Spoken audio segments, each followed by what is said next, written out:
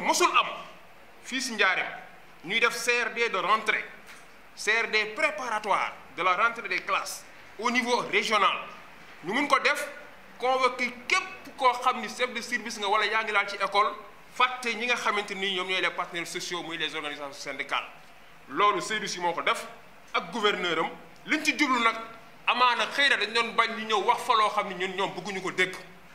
loolu lu ñuy naqarlu la loo xam ni dañ koy dénoncer jusqu'à la dernière énergie beneen bi si des mooy ñu ngi jël ay décisions yoo xam ni ñun dañu am ay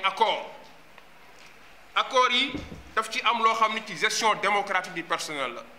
léegi nekkatuñ ci jamono yi buur ba nga xam ne nit day toog fu ko neex jëlee ma Samba affecté jël ma Demba def ko nu mu ko neexee même su fekkente ni redéploiement ñun dañ ko nangu parce que ñun ñooy prôner une gestion rationnelle du personnel dafa am yoon redéploiement dafa am nu ñu koy defee dafa war a obéir à une procédure mais également à un contenu mais ce qui s'est passé à Diourbel ajjuma passé moom yaa jël na benn ordre de service boo xam ni redéploiement la ko tuddee mais c'est du n'importe quoi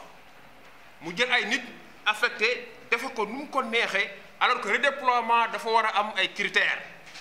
dañu war a xool d'abord confirmer le surplus et le déficit ci yeneen écoles yi te bu ñu koy def dañ ko war a defandoo ensemble avec les partenaires ñu fixer les critères parce que c'est pas à lui de fixer les critères de redéploiement ci lu ñuy d'accord ñun ñëpp la ñu def ko moom il a fait seul boolewu ci benn organisation syndicale loolu également dañ koy dénoncer di ko déplorer ci contenu bi aussi li ñu gis ci OS bi mënoon ni redéploiement ngay def parce que dafa am surplus par exemple on prend l'exemple de l'école du ICM de Pikine mu ni dafa am surplus en maths SVT mu jëlee fa benn jàngalekat yóbbu ko beneen école yóbbu ko Kéré Mbaye jëlee beneen jàngalekat CM Grand Diourbel indi ko CM Pikine même maths SVT bi loolu c'est du n'importe quoi c'est pas un redéploiement bëri na yeneen incongruité yeneen incohérence yoo xamante ni ñu ngi ci OS bi nga xam ne ni moom yaa Seydou Sy génn na ko ñun nag duñ ko nangu lii muy def nii ñun duñ ko nangu parce que c'est des accords loo xam dañ ci déggoo tënk ko sur la gestion démocratique du personnel moom du ñu delluwaat il y a de cela 20 ans ci ginnaaw duñ ko nangu moo tax ñun nous avons décidé aujourd'hui d'élever la voix pour que ñëpp xam li nga xam ne moom noonu lay doxalee fii si Njaaréem di wax ni nag ci fan ñu néew semaine bi di ñëw dinañ convoquer jàngalekat yépp nous irons en assemblée générale d'information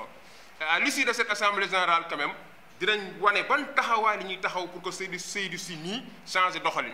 parce que Diourbel a été toujours cité comme exemple du point de vue du dialogue et des rapports entre l'autorité et les partenaires sociaux